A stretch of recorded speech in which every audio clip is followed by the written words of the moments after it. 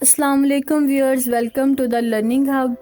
جیسا کہ آپ سب جانتے ہیں، میٹرک کا پنجاب بورڈ کا رزلٹ اناؤنس کر دیا گیا ہے، اور میں نے پچھلی ویڈیو میں آپ کے ساتھ شیئر کیا رزلٹ انالیسز کہ 80% اسٹوڈنٹس جو ہیں وہ پاس ہوئے ہیں۔ صرف 20% اسٹوڈنٹس ایسے ہیں جو امتحان پاس نہیں کر سکے۔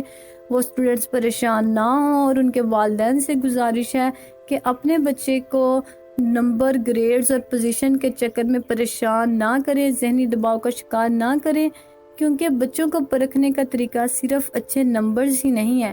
اچھے نمبر لینا کامیابی کی ضمانت نہیں ہے کہ آپ کا بچے نے اچھے نمبر لے لیے ہیں تو وہ زندگی کے ہر دوڑ میں کامیاب ہوگا، نہیں۔ ریسرچ سے پتہ چلتا ہے کہ درمیانے گریڈز لینے والا بچہ بھی اچھا کاروباری شخص یا اچھا شہری بن کے ابھرتا ہے۔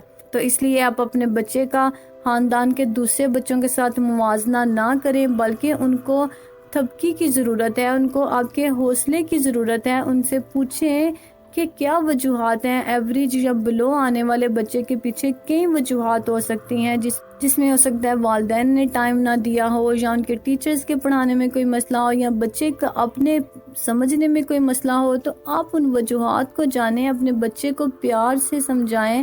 حکمت عملی اپنا کر ان نتائج کو بدلا بھی جا سکتا ہے، ناکامیوں کو کامیابیوں میں جو ہے کنورٹ کیا جا سکتا ہے۔ اس لیے ان والدین سے گزارش ہے کہ یہ اولاد قیمتی سرمایہ ہے، یہ بچے ہمارے بچے ہیں، وہ چاہے زندگی کے ہر امتحان میں کامیاب ہوں یا ناکام، ہم نے ان کا سہارا بننا ہے، ان کو اعتماد دینا ہے، ان کو حوصلہ دینا ہے، ان کی ہمت بڑھانی ہے، اور ان کو لمحہ بلمحہ زندگی کی تلخیوں اور امتحانات کے لیے تیار رکھنا ہے۔ اس لیے اپنے بچے کی ناکامی کو گلے لگائیں، جیسے اپنے بچے کو چوٹ لگنے پر آپ گلے لگاتے ہیں اور اسے دلاسا دیتے ہیں۔